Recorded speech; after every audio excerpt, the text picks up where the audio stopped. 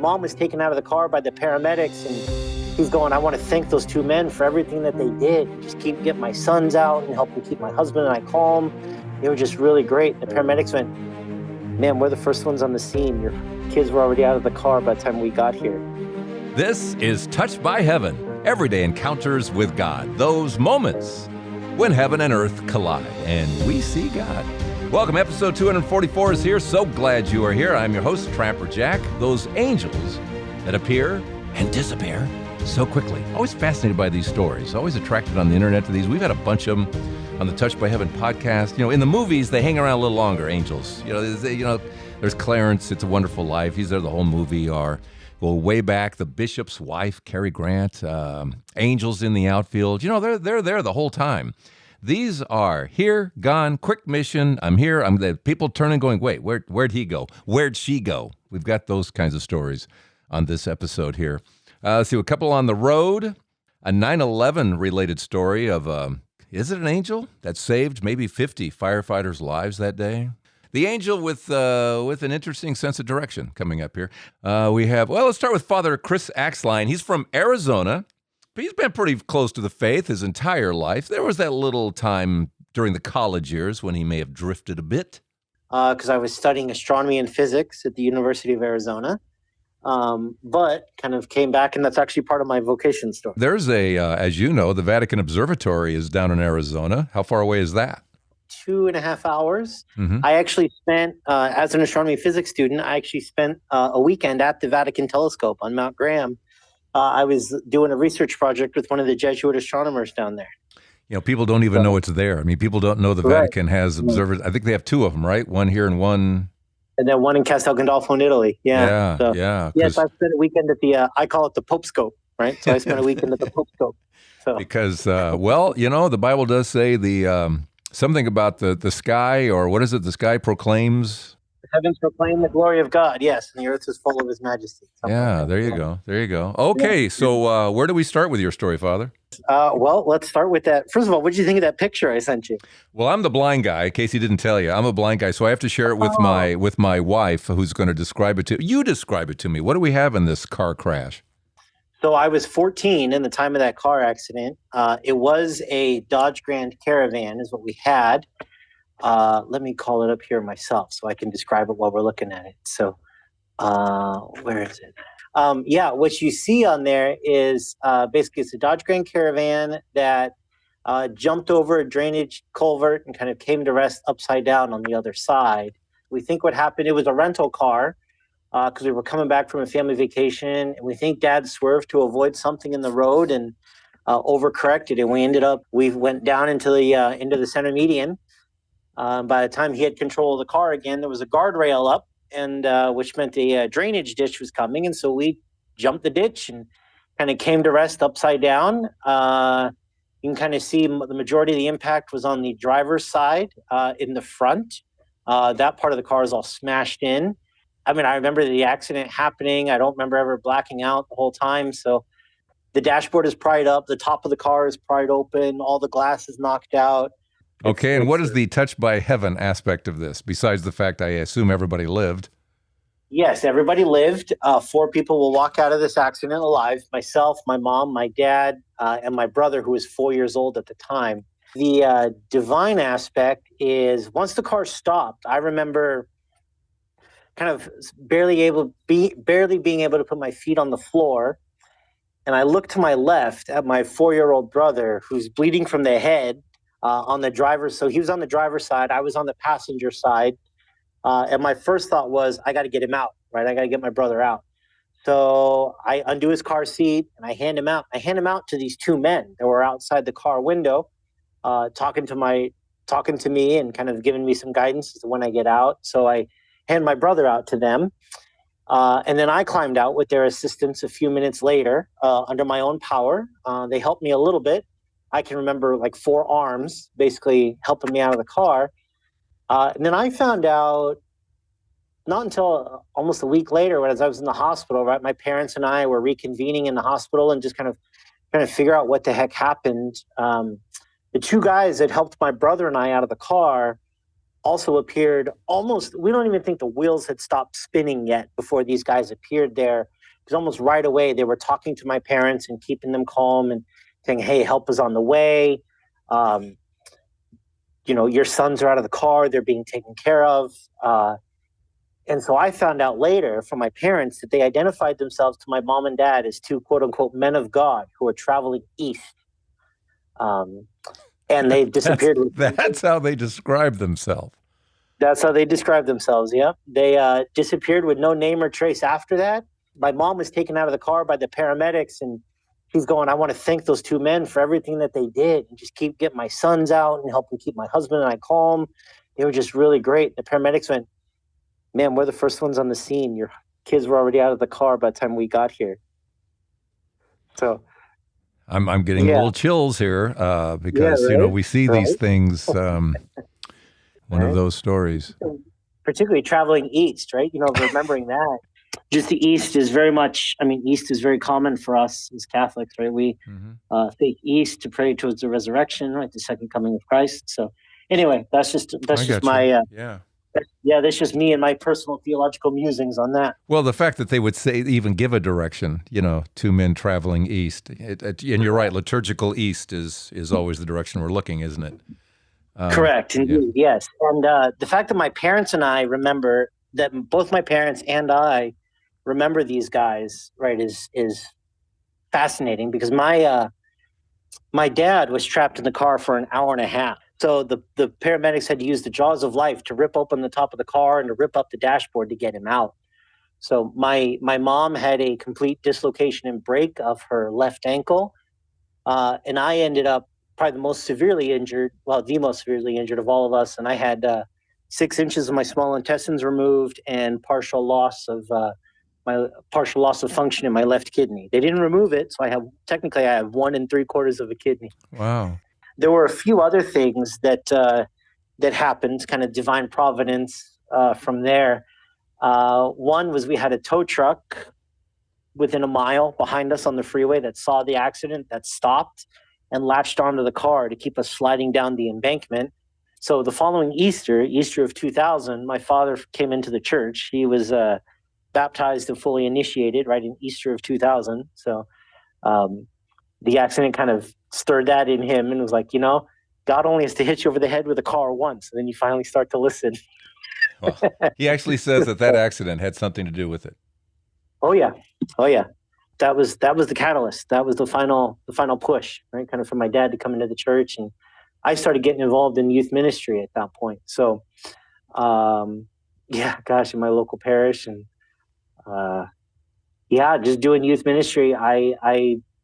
There was an awakening, kind of a blossoming of seeds and talents and gifts that I never thought I had, or talents that I was like, wow, this is really awesome. Like, I really enjoy this. And it was there, right, kind of somewhere in that period, right, that the thought of the priesthood first came to mind. But me being, Axline is a German name, right? So me being very stubborn, right, I fought it and said no. I wanted to, at the time, right, I wanted to go study astronomy and work for NASA and send people to space, right? That's what I wanted to do. And I actually ended up making a major change, right, at the U of A, right, and changed my my area of concentration. I went from being an astronomy and physics major to a religious studies major. On Ash Wednesday of 2006, it went into effect, right? So, Gee, nice. So, once I entered seminary too, there were just so many more affirmations of what the Lord was doing. So 3 or 4 years into it, when I'm talking with my mom, and my mom shared a story with me once that my grandmother was able to corroborate. I couldn't have been probably more than 3 or 4 years old, and I was over at grandma's house one Christmas, I think, and my great-grandmother was still alive then. But my mom and grandma again corroborated the story that she was praying so hard for a priest in the family, right? Really wanted one, and apparently she had me pegged, right? So she went to my mom when I'm 3 or 4 and said, he's going to be a priest one day. So, Prophetic. Awesome. Yeah. Awesome. Yeah. So I would eventually graduate from the Josephinum in 2013 and been a priest for 9 years. My parents and I, as bad as it was, the injuries, but we consider this accident, right, really one of the greatest days of our life. My dad found his faith. I saw the seeds of my vocation planted, and really just a lot of things happened. But I'm just so grateful for those two men and whoever they are, guardian angels, whatever they are. So that, it's been good. So just thinking about that, I was like, yeah, man, the Lord's watching out for me. So Thanks, Father. Appreciate that. Out on the road when two men of God headed east. Was that it? Two men of God headed east. And then they were gone. Let's stay on the road. Let's stay on the road with Anita. She's got an interesting story involving her daughter and an angel that seems to be there, then actually, there's a couple of these angels that are there, then gone. Anita, where are you from? I am in Georgia. I'm St. Mary's, Georgia, which is about 20 minutes north of Jacksonville. Yeah. Sound like you're in the car. I'm in the vehicle, yeah. You're zooming in the car. I'm zooming in the car. And as far as experiences, what came to mind? Well, a few years ago, my daughter was in a really bad car accident. She was T-boned by a semi. And while I was on my way to work, she called me, and I could barely understand her. She was mumbling and kind of really hard to understand. And she said, "Mom, I've been in a car accident." And I said, "Well, where are you?" She said, "I don't know." And I said, "Well, are you in town?" She goes, "I don't know. I don't know where I'm at." So I thought it just happened. She says, "Well, let me call you right back." So she hung up. She called back. She says, "Wait, I'm in the hospital." So I said, "Okay, well, we only have one hospital in town." So I grabbed my son-in-law. I was married at the time. My husband drove, and we went to the hospital, and we got there. And I said, "I'm here for my daughter. She was in a car accident." And they said, "No, we don't have anybody here that was in an accident." So then I freaked out because I'm thinking, well, where is she then? So I called her back, and she had to ask one of the nurses where she was. Well, she was about an hour, 10 minutes away. So we got in the car and just hauled it. Because we were driving so fast, it completely killed the gas mileage. There was this long stretch of roadway where there was absolutely nothing. It was kind of in the middle of nowhere. And we had about 2 or 3 miles till we reached the next town. And the car kind of lurched. And I looked at my husband and I said, "What was that?" He said, "We're about to run out of gas." And I said, "No, we're not, because there's no gas station here. There's nothing." So I said, "Well, how long until we're on empty?" And he said, "Well, I guess we'll find out." So we went for a little bit longer, and the car died. And right as the car died, we pulled off. And it was just like as if it appeared out of nowhere. This, I'm going to date myself, this Sanford and Son looking type building was just there. I don't know where it came from. And we thought maybe it was a gas station. So we ran inside and got with the guy who owned it and said, "Hey, we need just a little bit of gas," because the next town was a couple miles away. So we just need a couple gallons of gas to get us to that gas station. And he said, "Well, I don't have any gas." It was kind of a junkyard. And some dude came out of, I don't even know where he was. And he says, "Well, I think I might have some gas in the back, in a can in the back of my truck." He says, "You're welcome to it." So he went and put the gas in the can or in the car. And we told him, "Well, follow us to the gas station and we're going to fill up your can and then we got to go." So we got in the car, he got in his truck, and we left. And I didn't pay attention to whether or not he followed us. And we got to the gas station, put gas in the car, and we waited around for about another 5 minutes, and the guy never showed up. So that was one of those things. I'm like, I don't know if he just said, "Forget it, it's only a gas can," or if it was an angel that, just happened to be there when we needed him. Yeah, and it still affects you today, obviously. It does, and it's been about 7 years, Yeah. And I think, sometimes it might not be a legit angel, but it might just be an angel in human form that God sends us when we need him at that time. It's true, you don't know. We don't know, yeah. We got to the hospital. My daughter, I don't know how she didn't get more injured.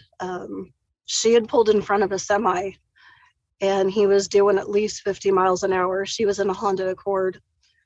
and he T-boned her. All she came away with was a concussion and a couple little air bubbles in her lungs, and that was it. She had to be extricated.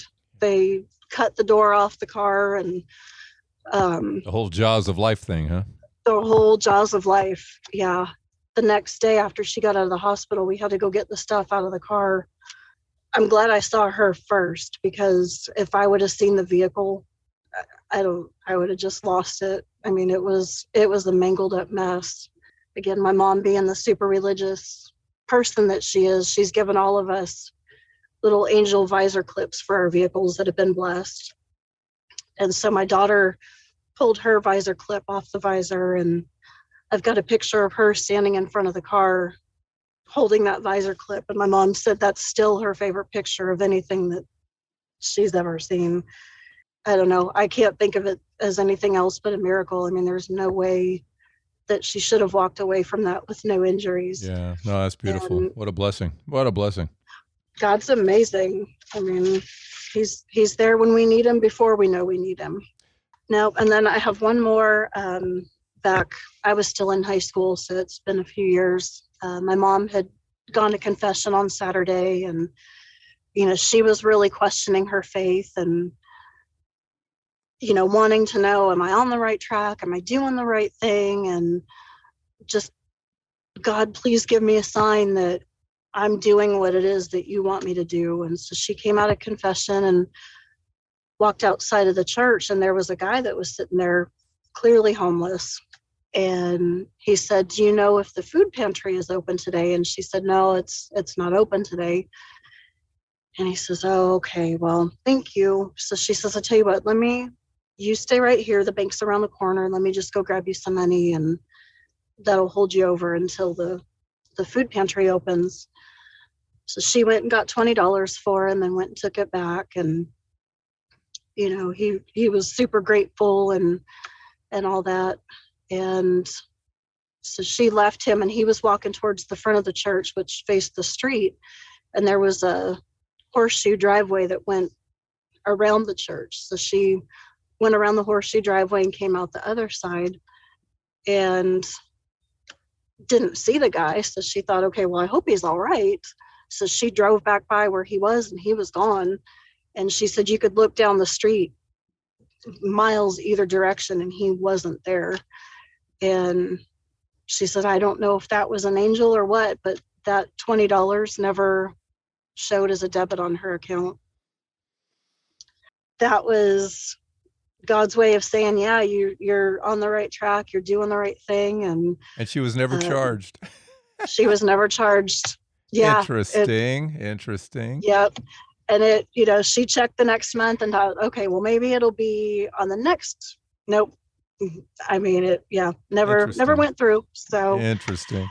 Yeah. I always ask for takeaways. What's your kind of takeaway? Just the experiences you've had. What does that leave you with?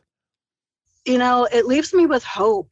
I mean, I know that this world can be hard and trying sometimes, and I think God's always there. He's our Father. He's waiting to help us, and all we have to do is ask. And it may not happen immediately, but it does happen. And I just, when times get tough and things get difficult, I just think, okay, what are you trying to teach me, God? And just help me get through this. And it always works out. So it's definitely kept me positive in this world that can sometimes bring us down. Amen. Thanks, Anita. The angels who appear and disappear so quickly. But more coming up here. We have Deputy Fire Chief Tommy Fox, who is going to tell us a 9/11 story. And we have the angel with an interesting sense of direction coming up here. Let's pause right about here. Quick Patreon shout out. Thank you so much for helping all this go. Actually, I could just ask Anita here what it's done for you. I'm always curious about that. It's just, man, it's an uplifting thing. I listen to it and I just feel so peaceful. And I love hearing the stories that other people have and the experiences. Sometimes they're not so big. Sometimes they are. And I just get goosebumps hearing the ways that God intervenes in our lives and other people's lives. And it just makes me happy. There's so many podcasts that are out there that can be negative, but yours is always so positive and uplifting, and there's always that positive message to it. So if I'm having a bad day, I definitely pop it on and listen. And thankfully I didn't find your show for a while, so I've got a lot to binge listen to. So it's a good thing. You get multiples a day if you want it. Yeah, I like that. Yeah. Absolutely. It's great. That's nice. That's nice. Well, thank you for this, Anita. I appreciate it so much. Absolutely. Thank you. All right. You can go to episode 244 right here at touchedbyheaven.net and click your way through to Patreon. Or you can go to patreon.com and search for Trapper Jack. And thank you so much for keeping it all going. Also, a reminder about coming up in May, there is Medjugorje heading back. We'll once again be staying with the visionary Maria. Just a fabulous place. She's wonderful. The whole place is wonderful. There's a reason why Mary is called the Queen of Peace. She called herself the Queen of Peace there, and that's what we have experienced there and what we want to go back to. So go to this website, MedjugorjePilgrimage.life. Medjugorje, Medjugorje, Medjugorje, pilgrimage.life. Aaron Chrysler is going to lead the way, and we're just going to have a wonderful time once again in May. Get your information. Make sure you put the word Trapper into a little box will come up when you look for, when you're trying to get your information, okay? Okay. But now let's get back to our disappearing angels. They're there, and then they're gone. We're going to talk to Tommy Fox. He's 82 now, retired from being a deputy fire chief in New York. He was at the World Trade Center for a year after actually, he was there also on that day of 9/11, and he has a story to tell about what happened in the subsequent months.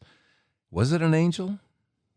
No, I got there when the second tower collapsed, and the second plane hit after that. And the second plane that hit the towers, that's the first tower to collapse, you know what I mean? Right. So I got there just in there. It was full of it was like a snowstorm. It was so much stuff in the air, dust and flying all over the place. I got there just about that. Yeah, you could hear the crack. I remember when we were watching, you could hear the crack, and when it all came down, that first building, which was the second one attacked. Yeah. But you were down there at that time. Yeah, I was down there at that time. Just a car, like it was like snowing, like a snowstorm, and it was all dirt. You know what I mean? We didn't even put masks on until like the second day. I was a deputy chief. I was in charge of the trade center. For once every 4 days, I was in charge of the trade center. During the cleanup part of it, if you will, and search part. And truthfully, I wanted to be there. I wanted to try. At that time, at the beginning of it, there was, many firemen that were crushed and their families were begging to find their remains. You know what I mean? To me, that was a work of God too. I said, it was an honor for me to be down there finding the remains of these women and who had kids and stuff. It was very, very sad, but you can't believe how rewarding it was for these people to come there and find that their husband was found. They knew he was dead, but when they found their body, they were kind of elated. You know what I mean? It was a work of mercy. That's the way I felt about it, because they got some satisfaction out of it that way anyway, A completion. So, sure. Absolutely. Yeah, sure. Yeah, it's hard relating to when a building of that size comes down, the mound you guys were crawling around on. How many stories high? It was, the building was 110, but after it fell down, it was about, I don't know, there was two piles, two separate buildings, and they were both about 160, 170 feet up in the air, That you've got to crawl around on and piece by piece go through and cart away. Yeah, and actually, we did that without tools either, without power tools, because we didn't want to stick a crane into a pile and have it pick up a couple of guys, you know what I mean? A couple of guys that were dead and then cut their body in half with a big piece of machinery or something like that, So it was just hands. Yeah. Pretty much by hand, yeah. As careful as they could, because they were looking for remains. They weren't looking for, survivors now. Well, we were looking for remains of mostly firefighters. We had 343 guys died there, It's amazing Touched by Heaven is all about the miraculous and feeling God's hand and everything. Yes, yeah, it So was. let's take us through your day. What happened for you? The story in particular that I want to tell you is that this one particular time, there was pieces of steel still sticking in the ground up there, and one of the guys called me who was up there and said, "Hey, Chief, I'm not too happy with this. It doesn't look good to me." Going up there, I met an engineer. I don't know where he was from, to tell you the truth. I don't know his name or anything. He had a white hat on and a blue jacket. And he said to me, he said, "Are you the chief in charge here?" And I said, "Yes, I am." He said, "I'm Joe Blow, the engineer from Medjugorje, whoever they were. And I think I saw that piece of steel move," he said, because he had a surveyor. That's it, like a surveyor's instrument, Okay. to measure. So anyway, he said, "Look, so there was a bunch of guys up there. I'm going to say firemen. I didn't want to get anybody hurt. Anyway, this guy talked to me. Guys, I never saw him before in my life. The guy with the blue hat, he's, "I'm an engineer." He said, "I don't like that way that thing's looking to me." So I said, "All right, hold on." And I said, "This guy's a pain in the ass." So I said, just in case, I called up there. A fire department had about 28, 29 guys up there. I said, "Listen," there was a battalion chief up there. I said to him, Get all the guys up there. Get them all off the hill, the mountain debris. And it takes, to get that many guys off the pile, like that. It took a long time to get off. So I waited.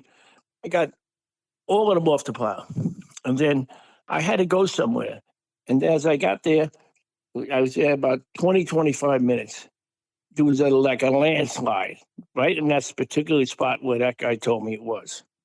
And didn't the damn thing slide down? A mini landslide that where these 20 or 25 guys all would have slid down the hill. Some would have been killed, some would have been hurt, some would have been this, Anyway, nobody got hurt from it. And I said, "My God, that's a miracle. Let me get a hold of this guy and thank him." So I was at a spot where I could see everything. I couldn't find the guy at all. Never saw him again after that. Couldn't remember what his name was. I couldn't remember where he came from. And to me, that was God did that for me, because I'm not smart enough to know if I could see a landslide or not from hundreds of feet away, So I just thank God that I got everybody off there. And I couldn't find anybody to praise you. I say, "Thanks a lot. Geez, you helped me out a lot." But he was gone. So I was just walking around praying for about 15 minutes, thanking God that. And I was surprised that all of the guys got down off the pile in that time. I said, "Get down off the pile." And, firemen don't want to, they just want to go to work and work and work. And they don't want to leave the scene of anything, They want to. So I pretty much had to order them off, tell them, this is Chief Fox. Get all those guys off the pile, because we're going to have it investigated. It looks like it's a dangerous situation. And then I came back and I was looking for the guy and I couldn't find him. That's my story with that. That's beautiful. And I mean, who knows? Physical guy, angel. I don't know how you are with your faith and all that kind of stuff, but sometimes. No, I'm a religious man. I'm 82 years old. I didn't die yet, in the fire, so I already got my reward.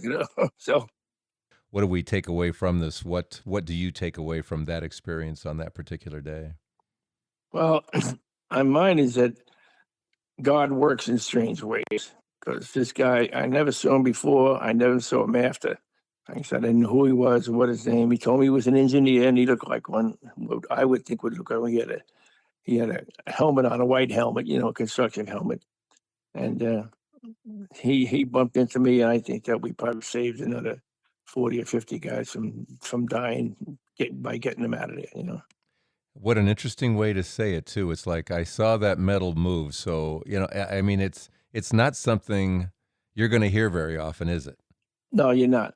And he said he saw one of them move. Now, you couldn't see it, but he had that transit. It might have moved 2 inches, I don't know what it moved, and I didn't know it was going to move or come down. We had no idea that was going to happen. But you listened to him. Yeah, I did. That's really, I'm kind of a thick-headed guy too. Like when I was down there for a lot of times, there was a lot of people coming up to me and say, "Hey, Chief, what about this? And what about that? And what about this? What about that?"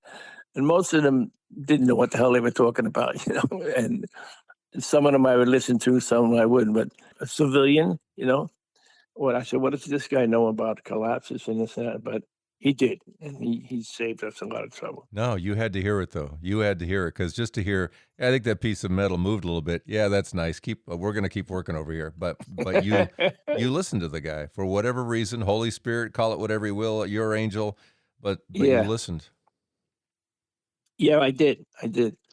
And then, you know, I did. Then when it did collapse, and after it, and I couldn't find the guy, I really knew he was an angel or something like that because he there's no place to be found. And I said to other people, where'd that guy go? That engineer from XYZ or whatever he was from, and nobody knew where he was either. So, Thanks again, Tommy, and also for your service for all those years with the fire department in New York. Let's finish up here with a couple of interesting angel stories. Kelly has the story. Where are you from, Kelly? In Fredericksburg, Virginia. Well, I had two angel encounters that I was thinking of. And you know, at the end of most of your shows, you say, "What's your story? Call me, call me." I kept thinking, "Well, maybe I should call. Maybe I should call." But then I thought, no, they're just, you know, common. Maybe I don't know. So eventually, Just another common voice, angel story. your voice stuck in my head, Okay. and I was like, "I'm just going to call. I'm just going to do it." That's where my voice belongs, stuck in your head. That's right. That's good. All right. So what happened? That's right. Okay, well, shortly after we were married, we were living in a very flat area of the country and in Maryland. And so that does come into play, the flatness of the area. And so I was just out bike riding one day and just exploring the area since it was new to me. And I went down this one path. There was a very slight slope down. Not much, like I said, it was a pretty flat area, but a slight slope down that was leading into some woods ahead. And I didn't know what was up there. And a woman, probably middle-aged woman, and this, you know, I'm like 23 at the time, was biking toward me. And she just looked right at me and just said, "Be careful." And just something about the way she said it, I was like, "What? Why? What?" And I turned around, like, "What?" And I didn't see her. But then I kept biking, and I thought, "No, I don't know what. I don't know what. That was weird. I'm going to go. I'm not going to go into these woods. I don't know. Maybe there's something up there that I shouldn't go toward. I don't know." So I turned around and I still didn't see her. And I thought, what did I just like? What what was that? So I just started biking really fast up that small hill. Nothing. I get to the top of the hill. You can see for, I don't know, I'm terrible with this, but hundreds of yards, I'm sure, all around me. There's no houses. It's just this gravel road kind of. And I don't know who that woman was, but I just had the sense right from that time, as soon as I felt the feeling inside, like something was not right, and that I had the urge to turn around. I just thought from that start, and then not seeing her right from then, that And that's stuck in your she brain was that not I around. didn't go in there and what would have happened? Right. Yeah. And so I don't know. She just looked right at me, and with a kind of a gentle smile, but a seriousness in her voice, she said, "Be careful." And I was like, That was enough. okay, That was all enough. right. You know, when you Yeah. get to heaven, you get to see how that movie would have played out. You know, what Exactly. was lurking, you know? Exactly. So I Interesting. don't know about that one, but I So always how felt soon do you like, think you turned around? Like 10 seconds later, 20, 15? What do you think when you started? yes, Yeah. maybe 10 seconds after the thought occurred to me, why would she tell me that? And here's this wide open And area and she's not to be found. right, I turned around. Of course, I'm biking, so it Yeah, was a quick yeah. turnaround, and I didn't see her. Hmm. And then decided to literally turn around Yeah. and start biking after to see if I could find her. Whatever it was. Okay. I know. All I right. don't know. What's your other angel? But then I have another one. This involves me and a group of friends. I have this Bible study group that I've been with since 2003.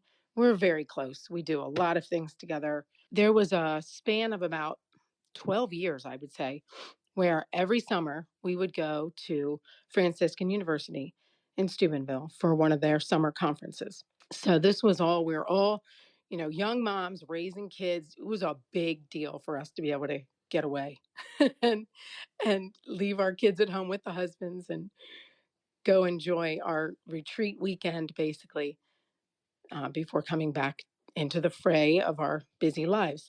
And so on this one particular trip back, you know how they always say you're coming down off the mountaintop when you go home. Like you have that depressive moment where you're like, oh gosh, coming down off of the mountaintop, got to get back to real life. So we were kind of feeling that driving home. It's about a 6-hour drive for us. And we decided to stop for dinner on the way home. So we just stopped at this little town that I don't think any of us had ever been to, and parked the car. We had 2 cars because there were so many of us. There were about 10 or 11 of us. And it's a cute little quaint town that had, just like maybe one main street of shops and restaurants and such. So we started looking in windows, see if there's, oh, here's a restaurant, and looking at the menu in the window, decide if we were going to go there, that sort of thing. And then right about that time, this woman walked out and started walking down the path and got in front of us and just must have overheard or could tell we were trying to figure out where to go. And as we were talking about it, and she walked up to us, she said, "You should go to Maria's garden. It's right around the corner. That's where you should go." And we were like, "Oh, okay. Is it good? What kind of food is it?" I had some brief conversation with her, and she just said, she just was very smiley and happy and nodding and saying, "You definitely should go to Maria's garden. That's where you should go." So we're like, "Okay, we'll try Maria's garden." So we kind of go back to the other half group of us.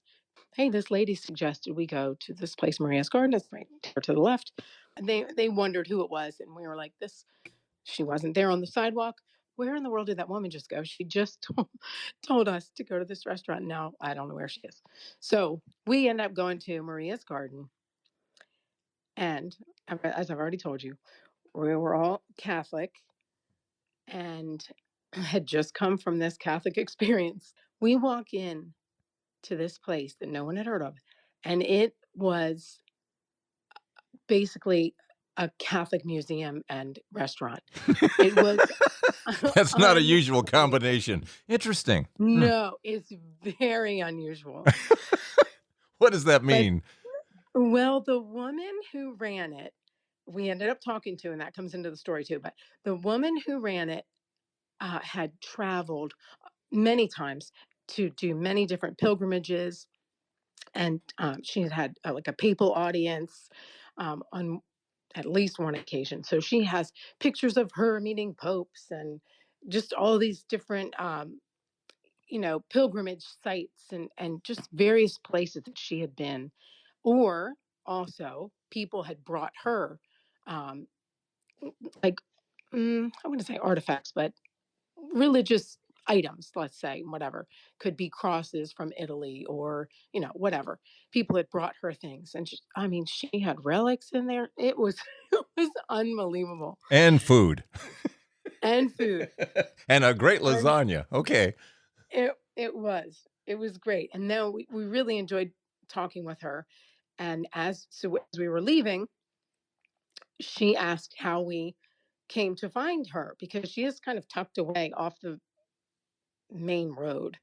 You would not have driven by and seen it. How did you come to find us? And we're just telling her our brief little story, but we told her about this woman who had just walked up to us and told us we should go there.